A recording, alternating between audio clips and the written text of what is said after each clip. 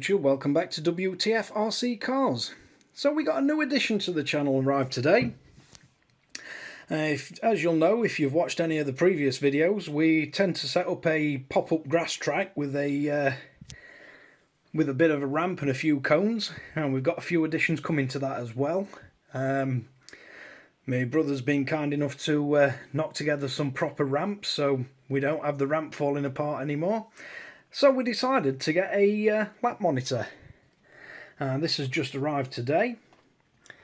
So we get a couple of bits of Velcro and some chopped up bits of plastic, not sure what they're for, maybe mounting the transponders.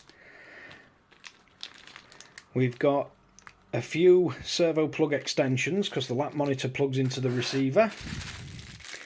And we got a bunch of transponders. Let's see if I can get them out.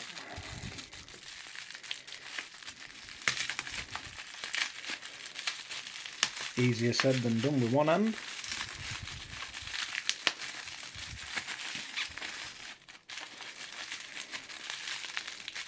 Let's have a look what we've got.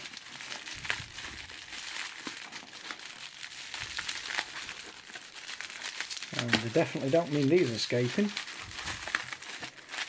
It's all arrived, we've ordered it direct from LapMonitor, and it's all arrived really well packaged. It was in a delivery box as well.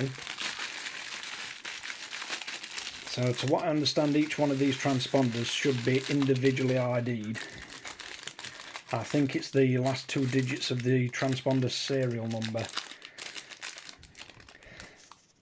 So we did order the pack where you get a transponder with it, and these are all extra ones. So I believe they're the two that we ordered from Brothers Cars. That's one that I've ordered to use in one of I think this is going to be the one that I'm going to move from car to car. Then we have the lap monitor itself. Let's see what we get in here. So we've got this little add-on bracket, which is for the XB4 and a few other cars to mount the transponder permanently. Then we've got the transponder that comes with the actual kit itself. We bought the one that came with one transponder. You can buy just the lap monitor on its own. So we got a whole bunch of different IDs there. And that's the lap monitor itself. It's quite a tidy little device. It's not as big as I expected, so it should be quite easy to carry that around and set it up outside at track. It runs off two AA batteries. Sorry, AAA batteries, that one. And then I believe this is the stand that it comes with, like a flexible tripod stand. So that just screws into the bottom at camera, and then you can, not camera, sorry, the lap monitor, and then you can move that around so you can get it stood up. And then you should have some instructions in the bottom. What else we got?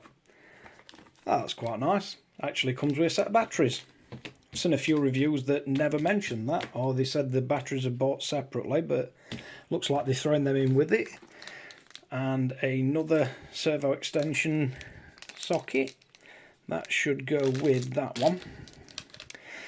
So the other things I bought, the servo extension sockets, because I want this one to be moved from car to car, so I'm going to mount this on Velcro.